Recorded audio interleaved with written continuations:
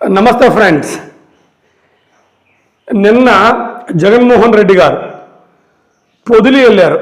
పొగాకు రైతులకి గిట్టుబాటు ధరలు రావట్లేదని, ఈ కూటమి ప్రభుత్వం సరిగా వాళ్ళకి సహాయం చేయట్లేదని జగన్మోహన్ రెడ్డి గారు పొదిలి వెళ్ళారు. అయితే అక్కడ వచ్చిన జనం నిజంగా నాతోటి వాళ్ళందరికీ కూటమి ప్రభుత్వానికి కూడా ఒక షాక్ గురి చేసింది. నిజంగా జనం ఎలక్షన్లో క్యాంపెయిన్ జరుగుతుందా అన్నంతగా వెళ్ళారు. ఎంతమంది వెళ్ళారంటే దాదాపుగా అక్కడ పొదిలి జనాభా 40,000 50,000 మంది అన్నారు. మరి అక్కడ దగ్గరగా 1 లక్ష నుంచి 2 లక్షల మంది వెళ్ళారని చెప్పుకొచ్చారు.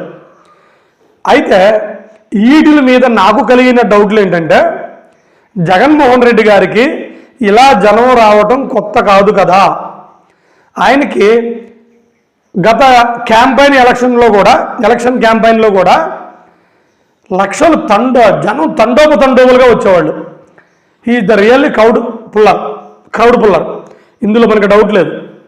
మరి ఇలా లక్షల మంది వచ్చిన జనం జగన్మోహన్ రెడ్డి గారిని గత ఎన్నికల్లో కూడా గెలిపించలేకపోయారు.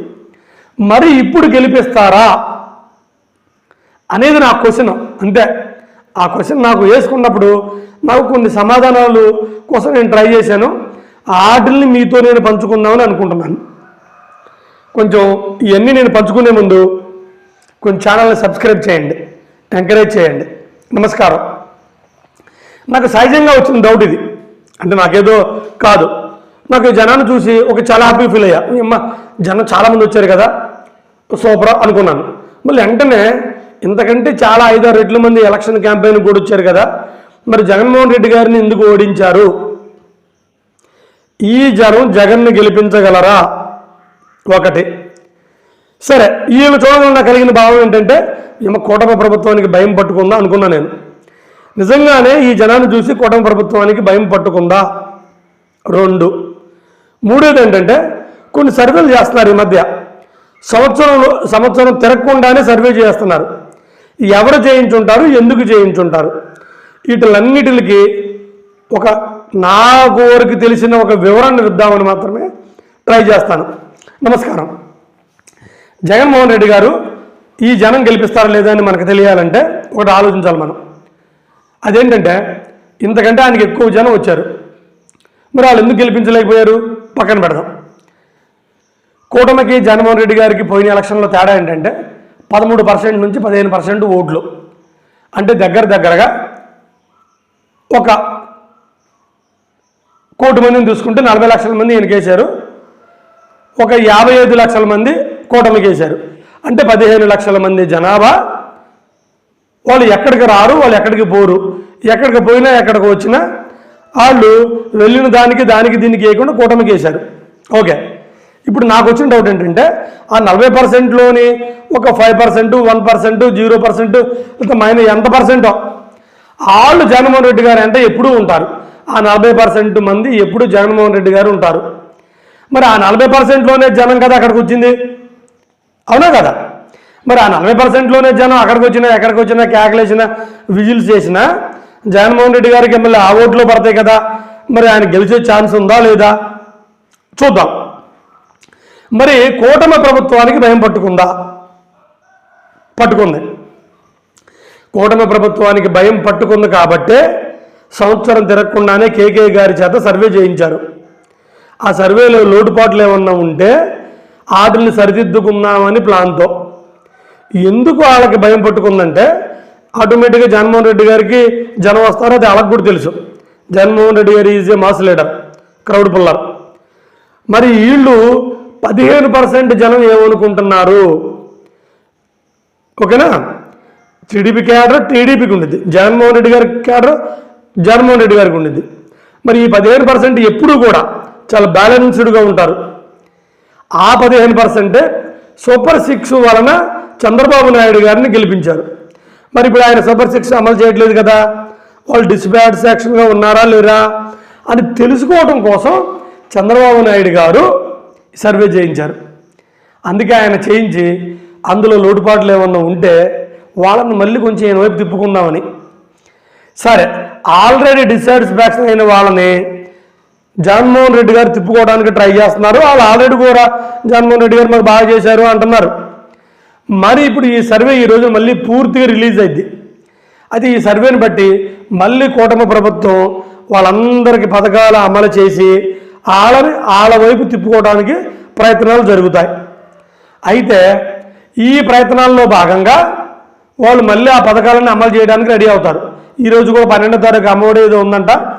అయితే ఈ పథకాలు అందరికీ వస్తాయా రావా? ఈ 15% డిస్సాటిస్ఫాక్షన్గా ఉంటారు కదా.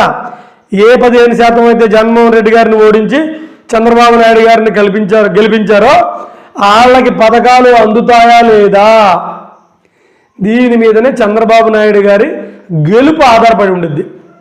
ఎస్, ఇది నిజం. ఇప్పుడు ఎలాగో కరడు కట్టిన కూటమి ఫ్యాన్స్, పవన్ కళ్యాణ్ గారి ఫ్యాన్స్, టీడీపీ ఫ్యాన్స్ వాళ్ళకి పథకాలు రాకపోయినా సరే వాళ్ళు కూటమికి ఓటేస్తారు. అట్నే వైఎస్ఆర్ కూడా ఓటేస్తారు. చంద్రబాబు నాయుడు గారు ఇచ్చే ఈ సూపర్ 6 పథకాలు ఓన్లీ టీడీపీ వాళ్ళకే అంది, లేదా ఓన్లీ వైసీపీ వాళ్ళకే అంది. ఆ 15%కి అందలేదనుకో, అందకపోవడానికి కూడా ఛాన్స్ ఉంది. అందలేదనుకో డెఫినెట్గా వాళ్ళు జగన్మోహన్ రెడ్డి గారికి ఓట్లు కొట్టేస్తారు. So is going to be the CM. అందుకే ఈ సూపర్ 6 పథకాలు చంద్రబాబు నాయుడు గారిని గెలిపించాయి. ఇప్పుడు ఈ 15%కి అందకపోతే చంద్రబాబు నాయుడు గారిని ఓడిస్తాయి. ఇందులో ఏ డౌటు లేదు. సరే, ఇంకా జగన్ పాత్ర ఏం లేదా? ఎందుకు లేదు? ఇప్పుడు చంద్రబాబు నాయుడు గారిని కూటమిని వదిలిపెట్టి ఆ పక్కకి వీళ్ళు వెళ్ళిపోవాలంటే ఆ పక్క సమర్థవంతమైన ప్రతిపక్ష నాయకుడు ఉండాలి. ఆయన ఉన్నాడని ఈ 15%కి తెలుసు. ఆల్రెడీ ఈ 15%లో కనీసం 10% జగన్మోహన్ రెడ్డి గారు ఇచ్చిన పథకాలు పొంది ఉంటారు. ఆయన ఇచ్చిన సేవలు ఇవన్నీ వాళ్ళు చూసి ఉంటారు. అందుకని వాళ్ళు ఆల్రెడీ ఏమంటున్నారంటే మాకు వైఎస్సీపీఏ బెటరో, ఆయనే బాగా చేశారని అంటున్నారు. సరే, ఇక్కడే పాయింట్. ఈ కూటమి ప్రభుత్వం సూపర్ 6 ఆ 15%కి అందించగలిగిద్దా? మళ్ళీ గెలిచే ఛాన్స్ ఉంది. అందించలేదా? జగన్మోహన్ రెడ్డి గారు గెలిచే ఛాన్స్ ఉంది. ఈ క్రౌడ్ పుల్లర్స్, ఈ ప్రజలు ఎవరికైనా వచ్చేస్తూ ఉంటారు. మొన్న పవన్ కళ్యాణ్ గారు జనసేన ఆవిర్భావం కూడా బాగానే వచ్చారు. ఇప్పుడు వస్తారు, కానీ ఎవరు కేడర్లకు వస్తున్నారు. గెలుపుని ఓటమిని మనకు అందించే ఆ 15%ని ఎవడు మెప్పించగలరో వాళ్ళదే గెలుపు అనేది నా అభిప్రాయం. సో ఈ సూపర్ 6 పథకాలు కూటమి ప్రభుత్వం పర్ఫెక్ట్గా అందించగలిగితే గెలిచే ఛాన్స్ ఉండిద్ది మళ్ళీ చంద్రబాబు నాయుడు గారు. అందులో ఏమాత్రం కొంచెం తగ్గినా జగన్మోహన్ రెడ్డి గారి వైపు జనం రెడీగా చూస్తున్నారు. అందులో ఏ డౌటు లేదు. ఎందుకంటే అతను ఆల్రెడీ చేసి ఉన్న వ్యక్తి కాబట్టి. సర్వేలు కూడా అదే చెబుతున్నాయి. అందుకని ఏదైనా ఈ రానున్న 4 సంవత్సరాలు మంచి రసవత్తరంగా ఉండేది ఏపీ రాజకీయాల్లో. ఇంకా చూద్దాం ఎన్ని అరెస్టులు జరుగుతాయో, ఎన్ని గొడవలు జరుగుతాయో, ఎన్ని ఘోరాలు నేరాలు జరుగుతాయో ఏపీ ఎలక్షన్లో చూడాలి. ఎందుకంటే అధికారాన్ని పోగొట్టుకోకూడదని వాళ్ళు, అధికారం లేకపోతే మళ్ళీ మనకి మనుగడ ఉండదని వీళ్ళు, ఈ రెండూ కూడా అద్భుతమైన పోరాటాలే. ఏమైనప్పటికీ ఈ 15 మందికి అందేయా లేదా అనే దాని మీదనే వాళ్ళ గెలుపు. అందలేదంటే నేనున్నాను, రాండి, నేను విన్నాను, నేను చూశాను అని జగన్మోహన్ రెడ్డి గారు రెడీగా ఉన్నారు. సో జనం జస్ట్ అలా షిఫ్ట్ అవడం రెడీగా ఉంటారు. ఏమైనప్పటికీ మనం వేసి చూడాలి తప్ప ఇప్పుడే ఎవరు గెలుస్తారో చెప్పలేము మాత్రం నిజం. జై ఆంధ్రప్రదేశ్.